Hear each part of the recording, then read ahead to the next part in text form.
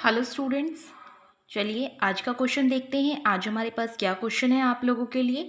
A project cost ₹5 lakh and yield annually a profit of ₹80,000 after depreciation 12% per annum but before tax of ₹50%. Calculate the pay back period. First of all student question को बहुत ध्यान से पढ़ना होता है, then उसके बाद question को सॉल्व आउट करना होता है। तो यहाँ पर देखिए सबसे पहले क्या गिवन है हमें, प्रोजेक्ट कोस्ट। तो फर्स्टली हम यहाँ पर मेंशन करेंगे प्रोजेक्ट कोस्ट।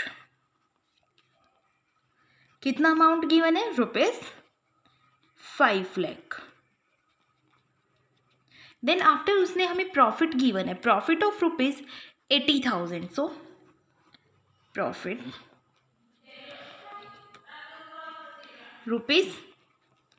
₹80,000। कौन से प्रॉफिट्स हैं, after depreciation.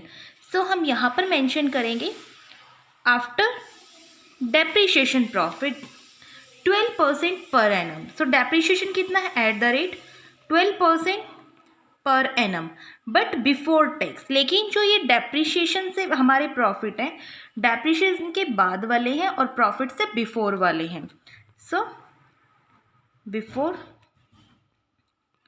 Tax equals to 50%। अब स्टूडेंट पे बैक कैलकुलेट करना है, सो हमेशा ध्यान रखिएगा कि आपका जब भी कैपिटल बजटिंग का हमें ऐसा क्वेश्चन गिवन हो जहाँ पर डेप्रीशिएशन टैक्स के बारे में बातें बताई गई हैं, तो सबसे पहले हमें 3 चीज़ें यहाँ पर देखनी होंगी। First of all EBIT। क्या आपको EBIT गिवन है? EBIT का मतलब होता है earning before interest and tax. ऐसी अमाउंट जो आपने अर्न की है अभी, जिसमें से आपने ना तो टैक्स पे किया है और ना ही इंटरेस्ट पे आउट किया है। सो हमारा जो पे बैक पीरियड होता है वो कैलकुलेट किया जाता है earning after tax but before depreciation. तो इसको कैसे निकालेंगे? So first of all minus करेंगे हम डेप्रीशिएशन। डेप्रीशिएशन है या फिर हमारे पास जो भी इंटरेस्ट रेट है, हम उसको यहाँ से माइनस करेंगे तो हमारे पास बचेगा EBT, अर्निंग बिफोर टैक्स। ऐसी अमाउंट जिस पे हम डेप्रीशिएशन पे आउट कर चुके हैं बट अभी हमारा टैक्स पेंडिंग है। सो उसके बाद हम यहाँ से माइनस करेंगे टैक्स। जो भी अमाउंट हमारी टैक्स की गिवन होगी वो इसमें से हम चार्ज करेंगे EBT पर। देन हमारे पास आएगा EAT, earning after tax.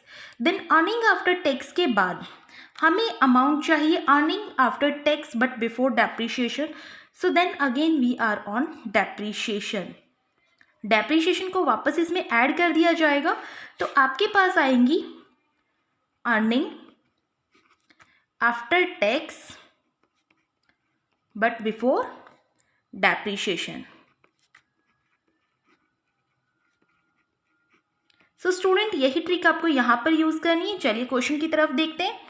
Project cost हमें गिवन है, लेकिन प्रॉफिट कौन से गिवन है, आफ्टर डेप्रीशिएशन प्रॉफिट गिवन है बट बिफोर टैक्स। लेकिन हमें कौन सा चाहिए, earning after tax but before depreciation. तो फर्स्ट ऑफ ऑल हमारे पास earning before tax EBT given है हमारे पास 80,000। सो ₹80,000।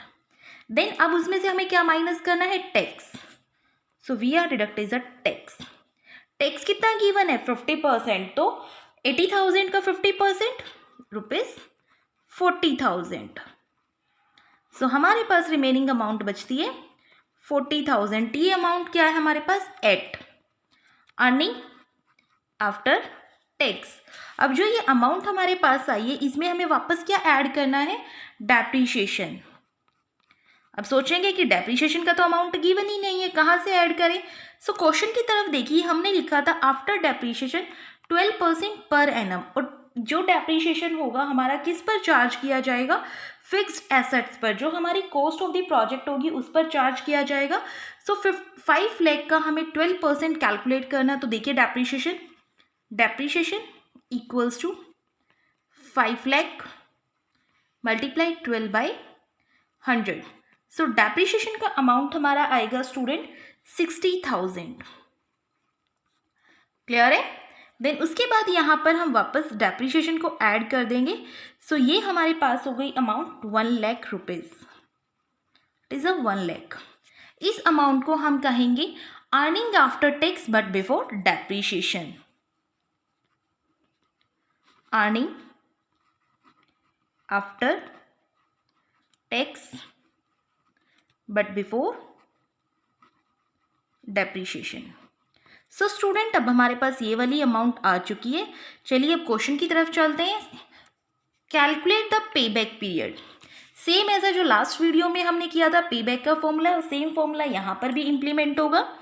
पे back period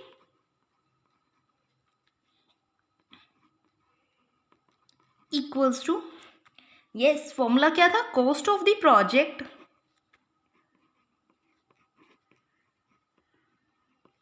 divide by cost of the project divide by annual cash inflows. Annual cash inflows. ये student cost of the project क्या है हमारा, कॉस्ट ऑफ द प्रोजेक्ट की कॉस्ट कितनी है 5 लाख। सो यहां पर हम मेंशन करेंगे 5 lakh divide by annual cash inflows says that earning after tax but before depreciation. So कितना अमाउंट आया है हमारा 1 lakh. So student pay back के अकॉर्डिंग हमारा टाइम पीरियड कितना होगा 5 ईयर। सो स्टूडेंट, जब भी हमारे पास ऐसे क्वेश्चंस हो तो हमें सेम एज अ पहले ईबीआईटी में से डेप्रिसिएशन को माइनस करना है, देन हमारे पास ईबीटी आएगा, देन टैक्स को माइनस करना है, उसके बाद हमारे पास ईएटी आएगा जिसे हम अर्निंग आफ्टर टैक्स कहेंगे, सो प्लस डेप्रिसिएशन। सो हमारे पास earning after tax but before depreciation amount आएगी जिसे हम कहते हैं cash inflows.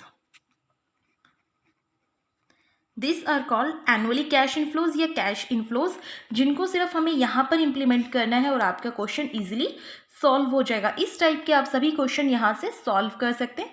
So thank you everyone.